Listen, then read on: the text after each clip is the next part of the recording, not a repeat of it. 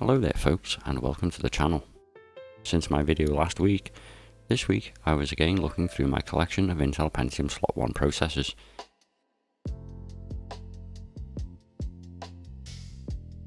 This row on the left consisting of 12 Intel Pentium II processors,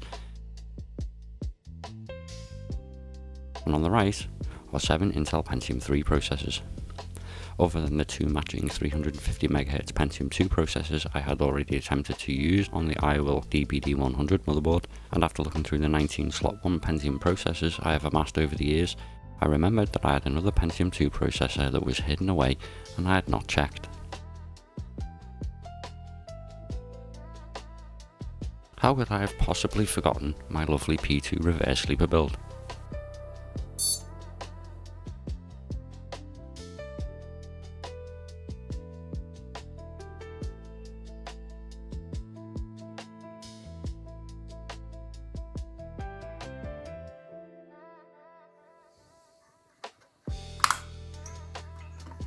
Promptly removing the glass panel to gain access to the processor to check the S-Spec number of the processor. This 400MHz Pentium II processor has the S-Spec number SL2S7, which happens to match the S-Spec number of this processor. Now that I have located two more matching Pentium II processors, this gave me the opportunity to finally test that both sockets are operating on the IWILL DBD100 motherboard.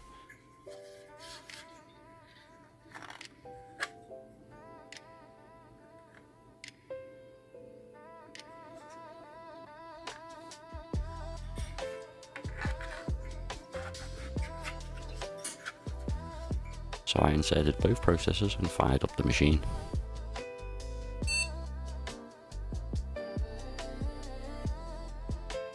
Would you look at that glorious sight, detecting two Intel Pentium II CPUs at 400MHz. Absolutely wonderful.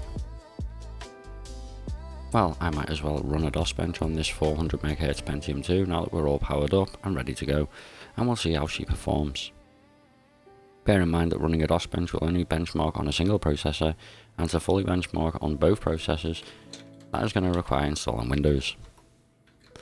I know that the processor in CPU slot 2 is functioning, as I'd already been using it in my P2 reverse sleeper build, so hopefully this other Pentium 2 processor is also functioning, and we'll soon find out when we get the results. PC player in 640x480 scores 28.5 frames per second. That is 2.3 frames per second more than the 350MHz Pentium 2 scored.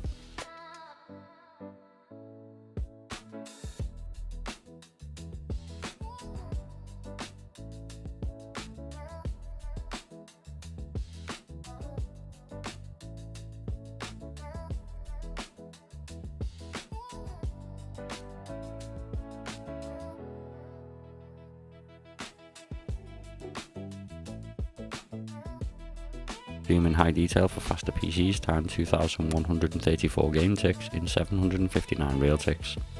To calculate Dooms FPS, divide the number of gametics by the number of realtics and multiply by 35. That gives us a result of 98.4 frames per second, 2.4 frames per second greater than the 350MHz P2.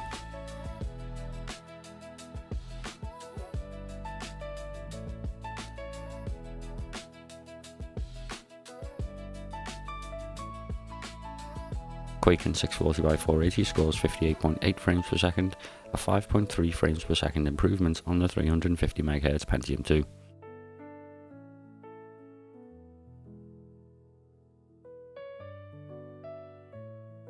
And in SpeedTest we're getting a processor benchmark score of 459.70. Testing memory time and results are as follows. The 16KB data cache level 1 transfers 1517.29 MB per second. The 512KB data cache level 2 transfers 555.54 MB per second. And the memory throughput is 244.89 MB per second. Before wrapping up this video, I want to do a final series of benchmarks using the PCI S3 Verge to compare the results. I'm interested particularly in the Quake benchmark where the S3 Verge destroyed the AGP S3 Savage 4. After I'd done a little research into the reasons why the results specifically in Quake are far more superior on the S3 Verge than the S3 Savage 4, I found that the PCI S3 Verge has more mature and optimised DOS compatibility, and the fact that Quake is heavily CPU limited, therefore neutralising any architectural advantage of the newer AGP S3 Savage 4. The S3 Verge family, especially the DX, GX and GX2 generations, was a staple of the late DOS era, offering highly optimised VGA and VISA performance. In DOS games, the Verge can often provide a more stable and high-performing frame rate than the newer S3 Savage 4. Furthermore, in DOS, AGP cards act merely like PCI cards running at 66 MHz. They do not utilise the high-speed data transfer mechanism, also known as AGP texturing, that make them superior in Windows, eliminating the S3 Savage 4's AGP advantage. So for the results for the PCI S3 Verge, PC player in 640x480 scores 27.9 frames per second, 0.6 frames per second slower than the S3 Savage 4.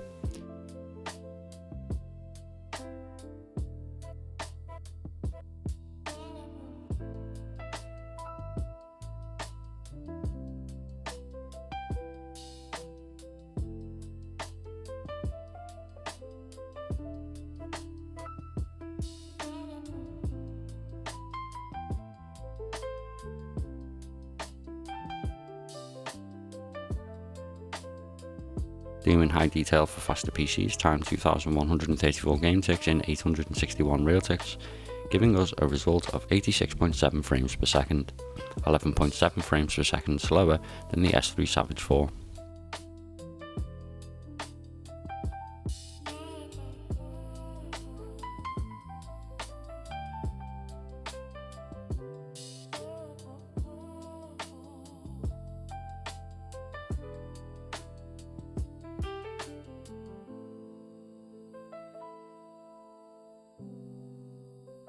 Quake in 640x480, we get a score of 88.8 frames per second, a full 30 frames per second improvement on the AGP S3 Savage 4.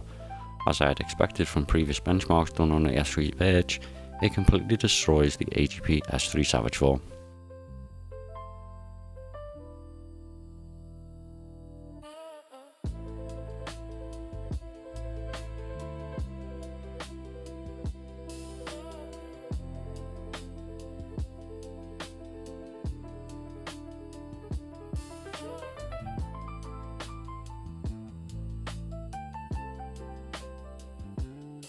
Finally, we know this board is detecting both processors and that both processors are functional.